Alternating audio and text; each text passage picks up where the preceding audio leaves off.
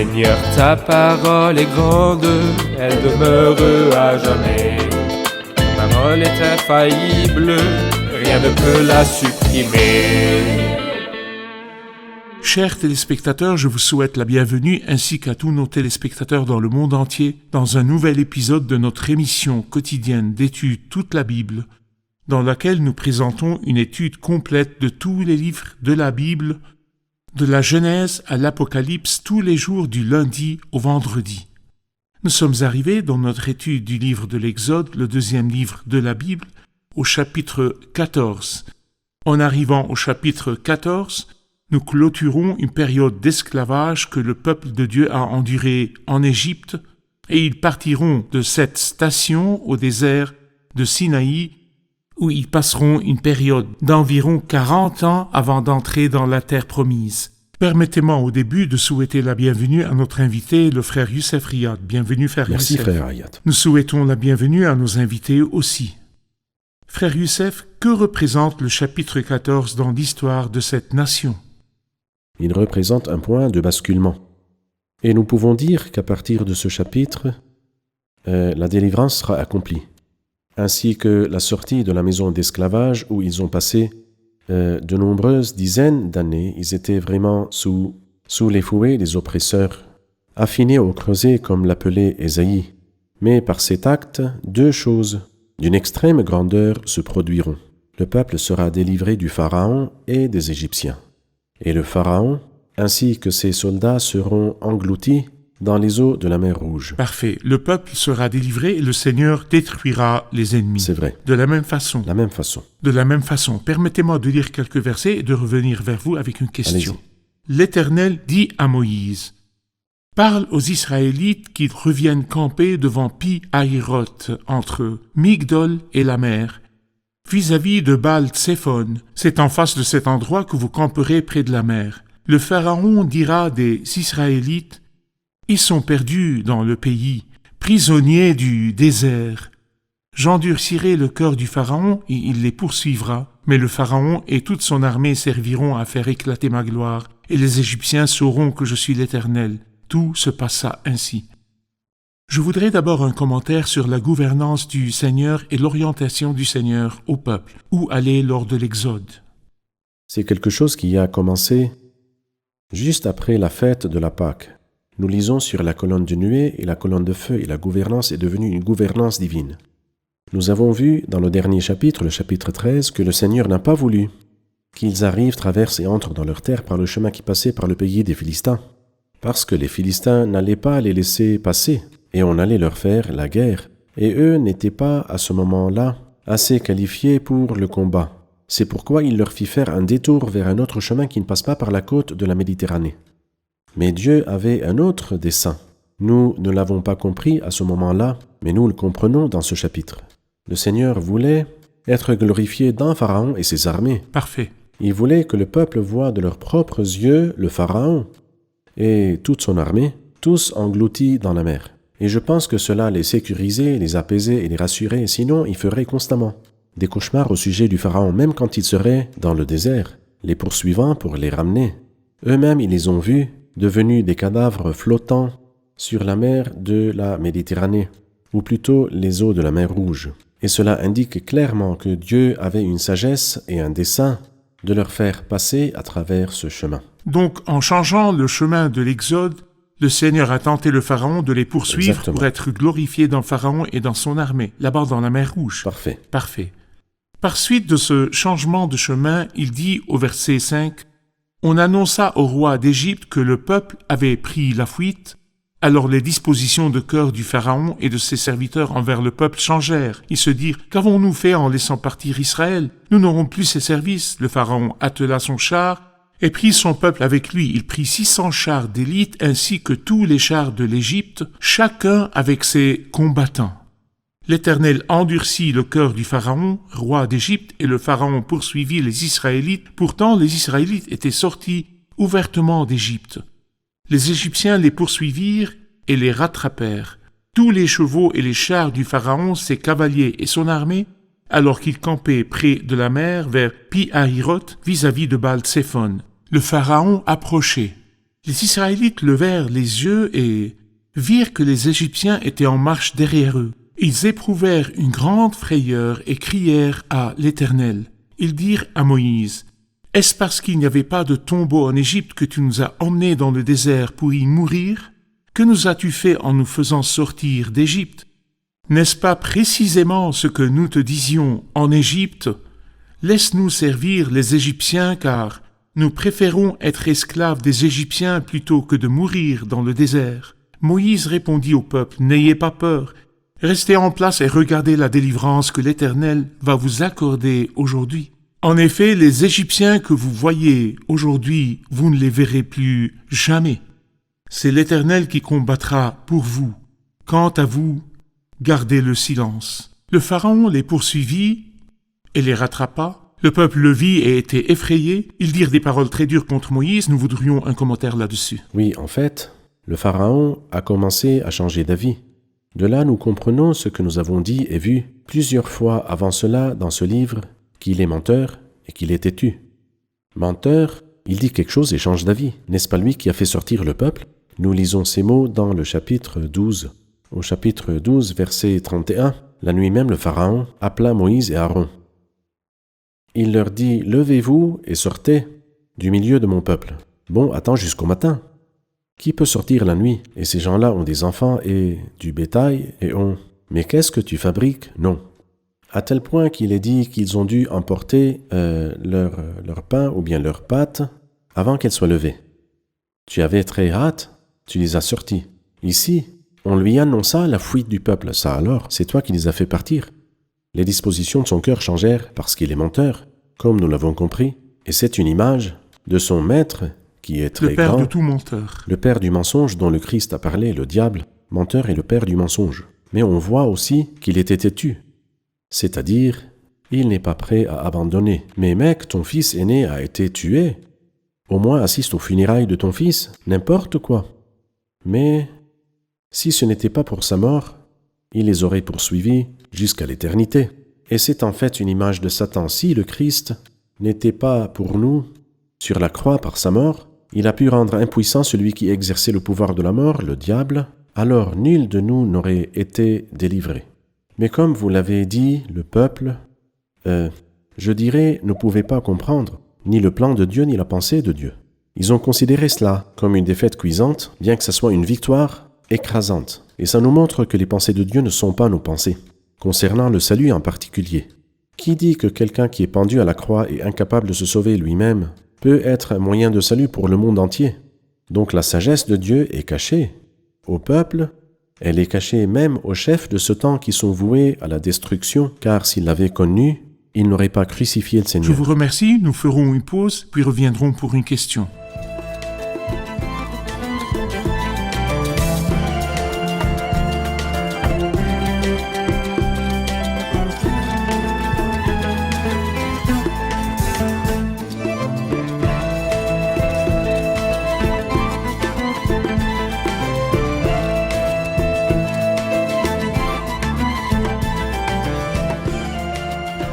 Nous avons appris, frère Ayad, que le peuple a campé devant Pi-Hahiroth vis-à-vis de Baal-Séphon. Ces lieux ont-ils une signification spirituelle? À vous, frère Youssef.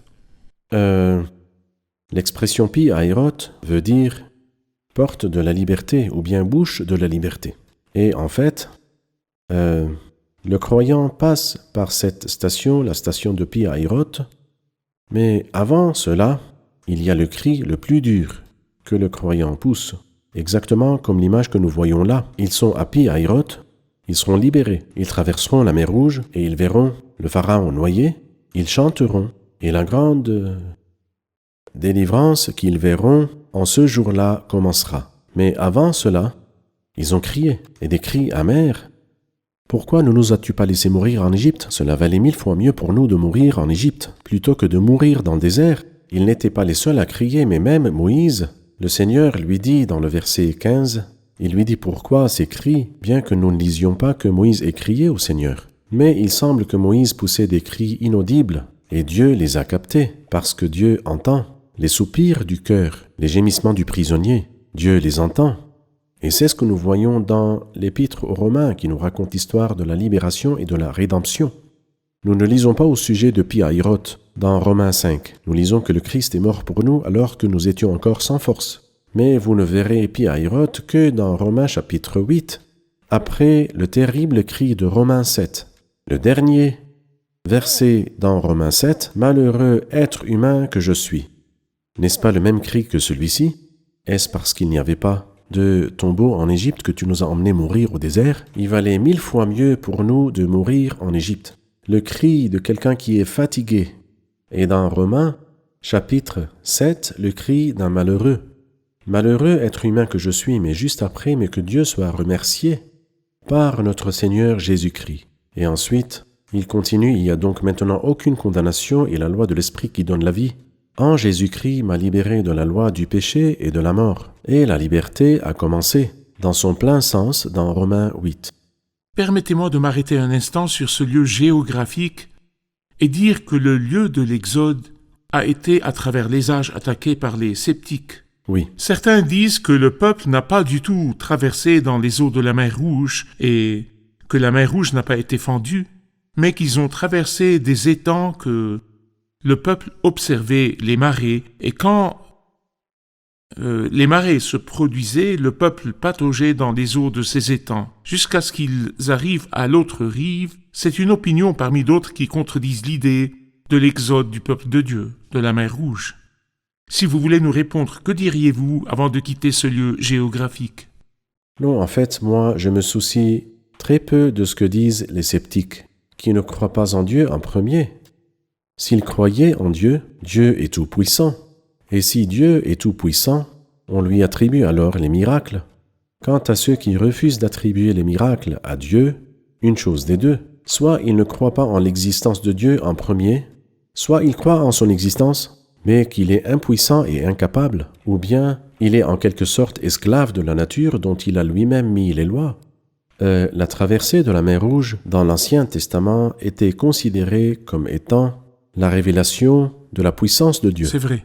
Exactement comme dans le Nouveau Testament, la révélation de la puissance de Dieu dans la résurrection du Parfait. Christ. Par exemple, lorsque le Seigneur dit à Gédéon, « Va avec la force que tu as et délivre Israël. » Il lui dit, « Où est Israël alors? Où sont tous ces actes merveilleux, ceux que nos pères nous racontent quand ils disent, « L'Éternel ne nous a-t-il pas fait sortir d'Égypte? Où est la puissance qui a fendu la mer Rouge? » Alors, la mer Rouge a été fendue. Ça s'est fait réellement.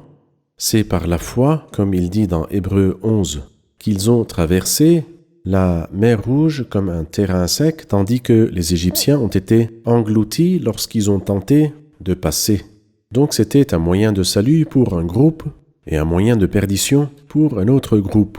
Et c'est cela le message de la croix. Le message de la croix pour ceux qui périssent est une folie, tandis que pour nous qui sommes sauvés, il est la puissance de Dieu. Si le peuple avait traversé les étangs, pourquoi le Pharaon périrait-il avec son Exactement. armée dans les étangs? Exactement.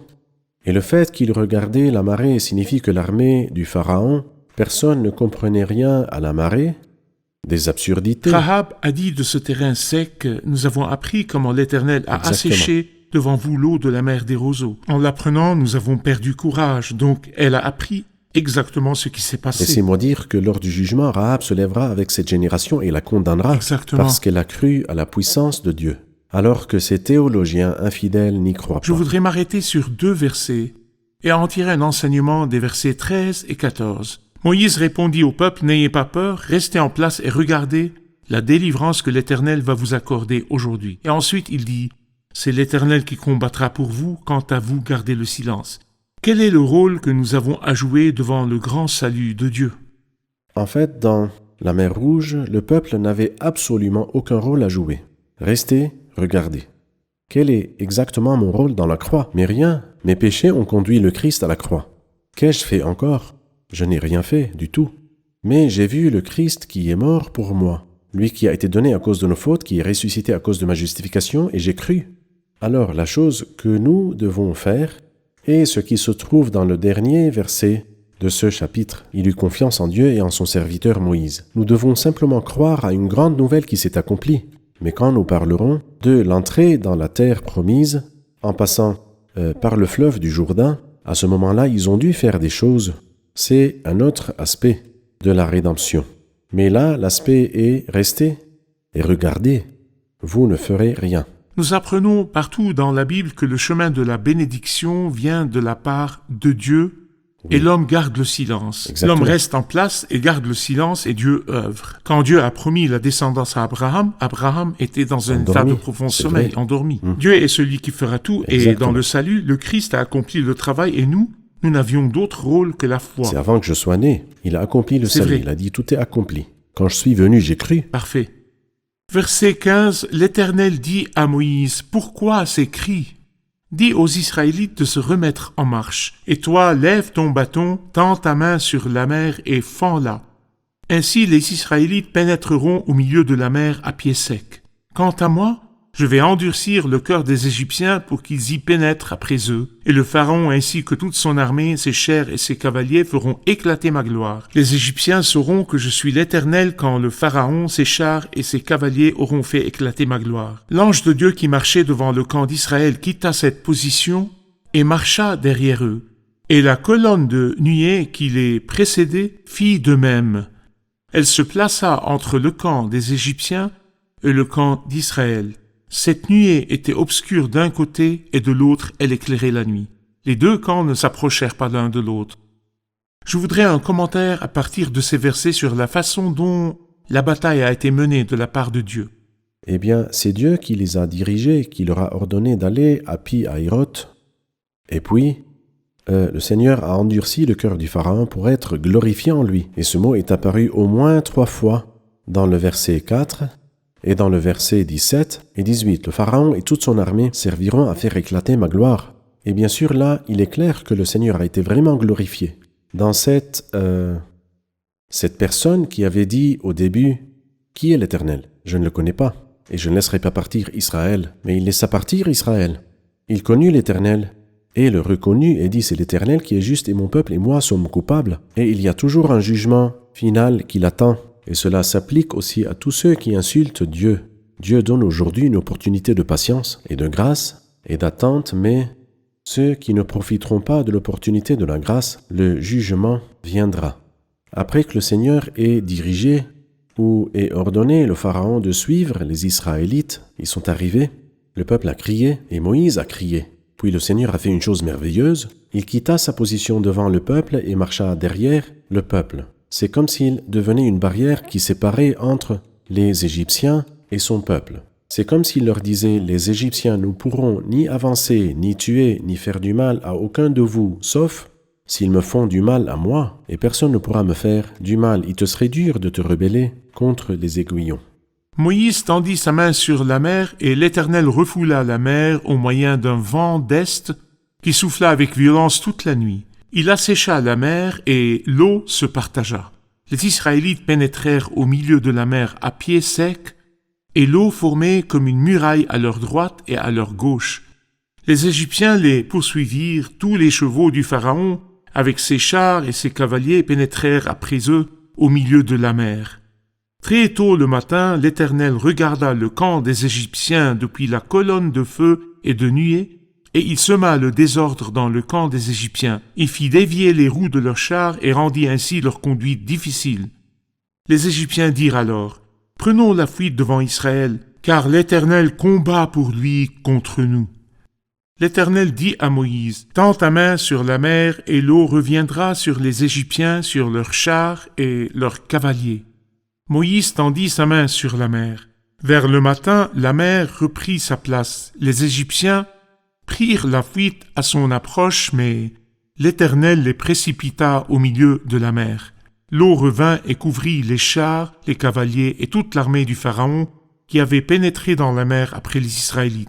Il n'y eut pas un seul rescapé.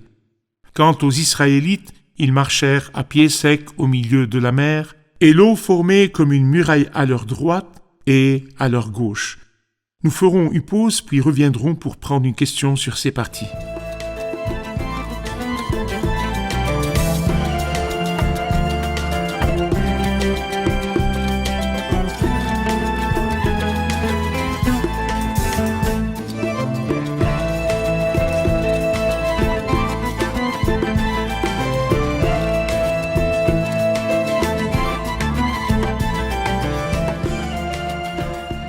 Où la foi des Israélites s'est-elle manifestée lorsqu'ils ont traversé la mer Rouge?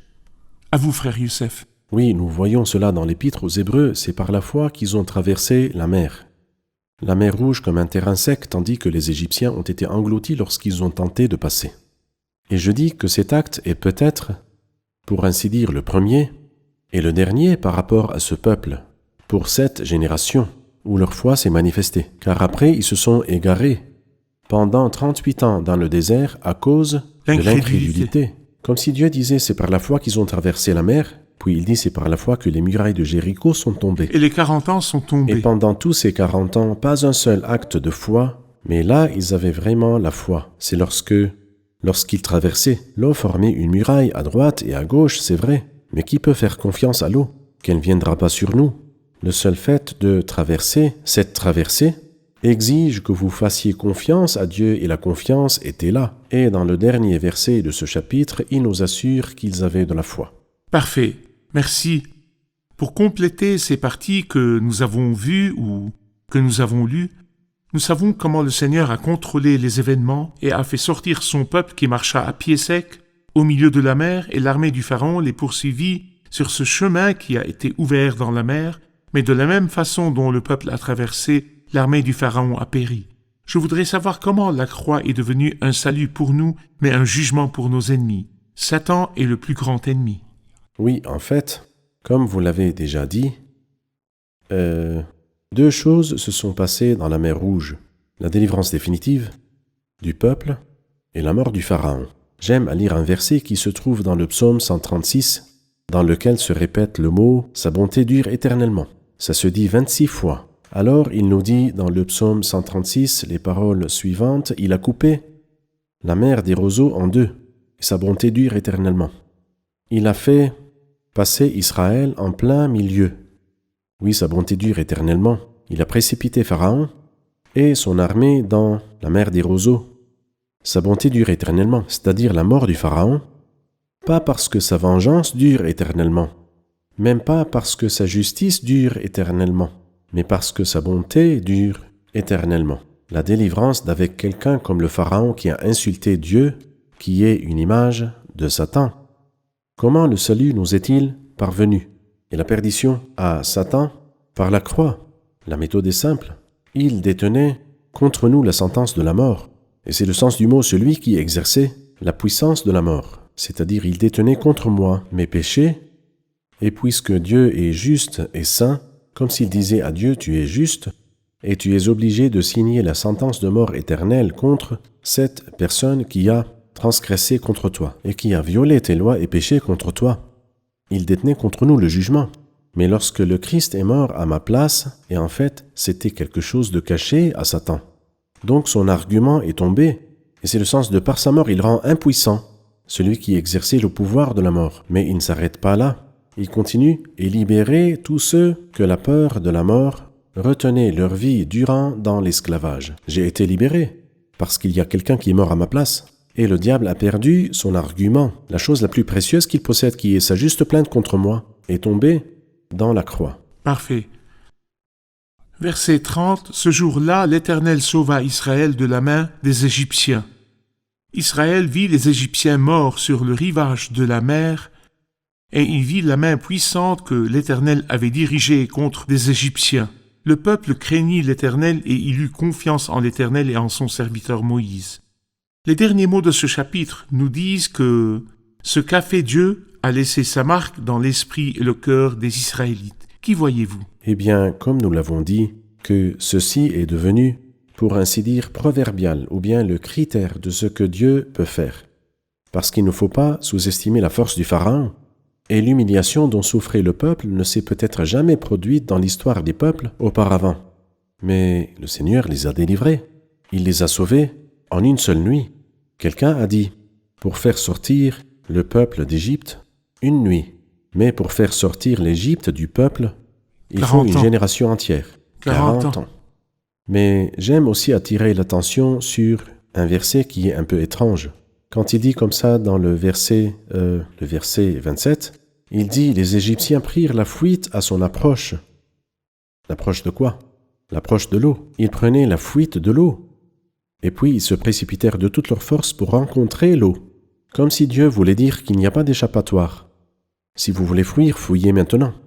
Mais au terrible jour du jugement, il n'y aura pas du tout d'échappatoire. C'est pourquoi les Égyptiens se précipitèrent de toute leur force vers cette eau qui fut la cause de Merci leur mort. frère Youssef, nous sommes arrivés à la fin de l'épisode, nous allons le réviser avec nos invités.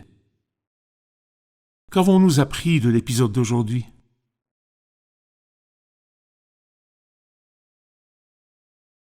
La mer était devant le peuple et le pharaon et son armée étaient derrière eux. Dans l'esprit humain, la situation est très critique. Mais Dieu voulait donner une leçon au peuple, et à nous aussi, que plus les choses se compliquent, plus Dieu montre sa puissance. Les circonstances peuvent sembler impossibles du point de vue de l'esprit humain, mais la foi confiante en Dieu croit que Dieu peut tout faire et que rien n'est trop difficile pour lui. Comme la traversée de la mer Rouge a été la cause du salut des enfants d'Israël, ainsi en est-il de la parole de Dieu. Le message de la croix est une folie pour ceux qui périssent, mais pour nous qui sommes sauvés, il est la puissance de Dieu pour le salut. Merci, que le Seigneur vous bénisse. Merci frère Youssef, que le Seigneur vous bénisse. Chers téléspectateurs, nous avons vu dans l'épisode d'aujourd'hui comment la puissance de Dieu s'est manifestée près de la mer des roseaux. Aussi la façon dont la fidélité de Dieu s'est manifestée et la sagesse de Dieu. La fidélité de Dieu s'est manifestée quand Dieu a accompli ses anciennes promesses à Abraham, quand il a dit qu'il les fera sortir de la maison d'esclavage. Tes descendants seront étrangers, on les réduira en esclavage, on les opprimera, mais je les ferai sortir. La fidélité de Dieu à ses promesses s'est manifestée, et la sagesse de Dieu s'est manifestée quand il a pris son peuple et l'a fait marcher au milieu des grandes eaux. Dieu n'a pas voulu faire marcher son peuple sur un chemin facile, mais il les a emmenés dans la mer des roseaux, au cercle de l'impossible, pour démontrer devant leurs yeux la sagesse de Dieu et la puissance de Dieu. Là-bas, Dieu savait très bien ce qu'il faisait. Il savait très bien qu'il œuvrait dans le cercle de l'impossible devant leurs yeux, pour faire resplendir leur foi, et Dieu se manifeste dans toutes ses capacités, pour que notre capacité vienne de lui tout au long du voyage. La fidélité de Dieu s'est manifestée, la sagesse de Dieu s'est manifestée, la puissance de Dieu s'est manifestée, et en toutes circonstances, Dieu doit resplendir devant nos yeux. Je vous revois dans un nouvel épisode, que le Seigneur soit avec vous.